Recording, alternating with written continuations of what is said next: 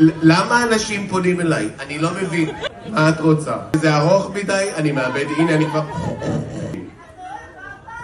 אני אוהב במבה, כן. רגע, מה זה? מישהו ראה את רמי, והוא מואשם בהחזקה. אוקיי, אולי הייתה טעות לשתף את הקהל. תפתחי את זה יותר מאוחר כשאני אהיה שיכור יותר, ואז אני אעריך את זה.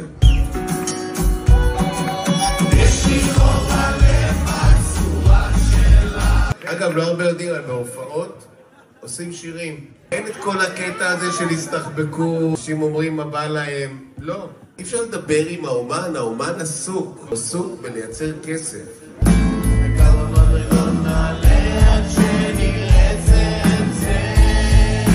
רוצה לבוא איתי לדירה?